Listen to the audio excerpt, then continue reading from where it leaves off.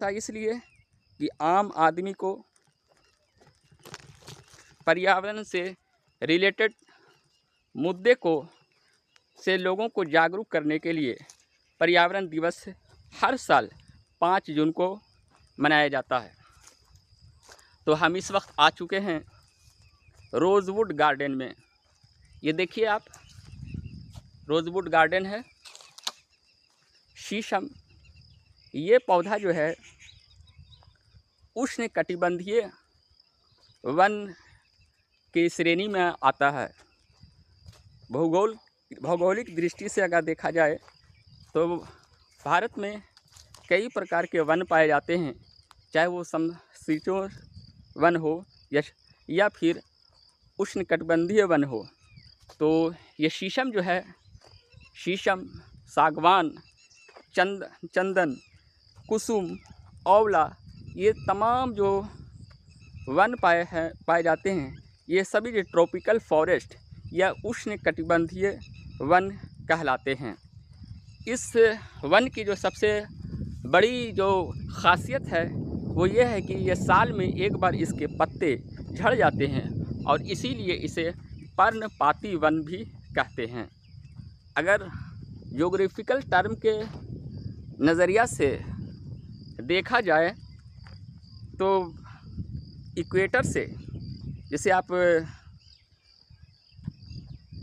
Tropical zone में अगर आप जो है विषुवत रेखा जिसको कहा जाता है, उससे 10 से 20 डिग्री उत्तर और 10 से 20 डिग्री नॉर्थ के बीच में ज़्यादातर जो है इस तरह के पेड़ पाए जाते हैं विश्व के भौगोलिक दृष्टिकोण से।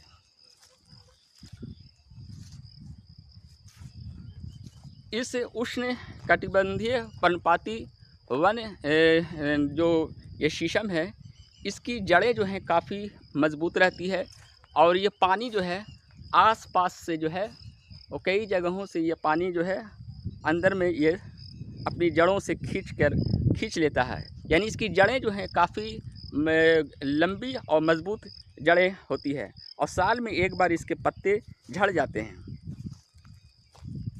ये वन जो है यानी कि शीशम जो है, ये फर्नीचर के लिए बहुत ही अहम इसकी लकड़ी मानी जाती है, क्योंकि देखा जाता है कि जितने भी अच्छे क्वालिटी के फर्नीचर, चाहे वो टेबल हो, कुर्सी हो, मेज़ हो, ये सभी चीज़ जो है इसी शीशम की लकड़ी से और फिर सागवान की लकड़ी से बनाई जाती है।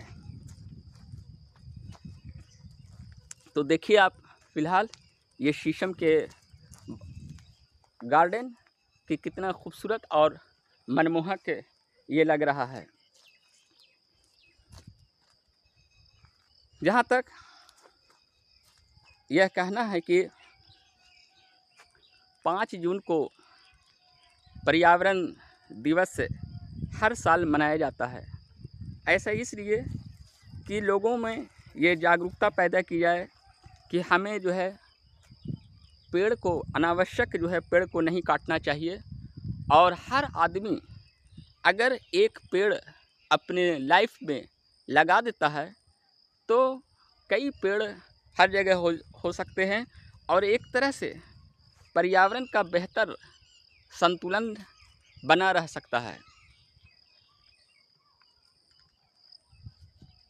अगर पिछले 20-25 साल के इतिहास को देखा जाए तो मौसम में इतना परिवर्तन पहले कभी नहीं देखा गया था और इसीलिए विभिन्न देशों की सरकार ने पर्यावरण के मुद्दे को आम आदमी तक लाने के लिए जो है समय समय पर कई देशों में पर्यावरण सम्मेलन बुलाया जाता है। सबसे पहले अगर देखा जाए तो पर्यावरण से रिलेटेड मुद्दे के लिए 1972 में स्टॉकहोम में पर्यावरण सम्मेलन किए गए थे। उसके बाद 20 सालों के बाद ब्राज़ील के सबसे मशहूर शहर रियो दी जेनेरियो में सबसे बड़ा पृथ्वी सम्मेलन हुआ था, जिसे रियो सम्मेलन भी कहते हैं। इस सम्मेलन में 179 देशों के लोगों ने भाग लिया था। कई पर्यावरण साइंटिस्ट के तौर पर और सरकार के कई प्रतिनिधि भी वहाँ भाग लिए थे, और इन तमाम देशों की सरकारों ने एकजुट होकर पर्यावरण को, प्रदूषण को रोकने के लिए जो है एक सम्मेलन बुलाया था, और ये संकल्प लिया था कि पूरे देश में जो प्रदूषण लगातार बढ़ रहा है उसको रोकना बहुत ज़रूरी है। उसके बाद कई सम्मेलन समय समय पर हुए, चाहे हम बात करें क्योटो प्रोटोकॉल को। जापान के शहर क्योटो में हाल ही में यानी 1997 में जो सम्मेलन बुलाए गए थे, उसमें जलवायु परिवर्तन से रिलेटेड सम्मेलन हुए थे। तो समय समय पर जो है विभिन्न देशों की सरकार जो है पर्यावरण और क्लाइमेट जो चेंज हो रहे हैं उनकी रोकथाम के लिए जो है, और तापमान में जो वृद्धि हो रही है उनको रोकने के लिए जो है सम्मेलन बुलाए जाते हैं। तो 5 जून को स्पेशली जो है पूरे देश में पर्यावरण दिवस जो है इसी वजह से मनाया जाता है। तो आज मैं ये कहना चाहता हूँ कि लगातार जो है वनों की कटाई होने से और रासायनिक केमिकल का जो है लगातार प्रयोग होने से जलवायु परिवर्तन भी लगातार हो रहा है, और ये जो भीषण गर्मी जो पड़ रही है या फिर कड़ाके की जो सर्द पड़ती है या फिर अचानक सुनामी, भूकंप, बाढ़ ये सब आ जाते हैं, यानी प्राकृतिक आपदाओं का लगातार जो ख़तरा पूरे विश्व जो झेल रहा, कहीं न कहीं ये जो है पर्यावरण के साथ जो हम लोग छेड़छाड़ कर रहे हैं उसी के वजह से ऐसा हो रहा है। अभी देखा जाए तो अभी हाल ही में फरवरी मार्च के महीना में अगर देखा जाए तो कई जगह जो है जाड़े बहुत कम पड़े, रिकॉर्ड तापमान दर्ज किए गए। और सबसे बढ़कर मैं ये कहना चाहता हूँ कि अभी हाल ही में गल्फ़ के ख़ासकर जो है दुबई ऐसा शहर जो कि आसपास रेगिस्तान और गल्फ़ कहलाता है, वहाँ अचानक जो है काफ़ी अधिक बारिश हुई और एक तरह से बाढ़ की स्थिति हो गई। अचानक मौसम में जो परिवर्तन हुए, इसको देखकर पूरी दुनिया जो है हतप्रभ हो गई। पूरी दुनिया में ये एक तरह का संकेत गया कि हम लगातार जो मौसम के साथ छेड़छाड़ कर रहे हैं उसी का ये नतीजा है। और इसके साथ साथ वहाँ की सरकार ने अभी हाल ही में क्लाउड सीडिंग से बारिश भी कराई थी, यानी केमिकल का प्रयोग भी बहुत ज़्यादा हुआ था। तो कहीं ना कहीं ये सब चीज़ों का असर हमारे जो है जलवायु पर इसका असर पड़ रहा है, और इसका खमियाजा जो है ख़ुद जो है विभिन्न देश के लोग कर रहे हैं।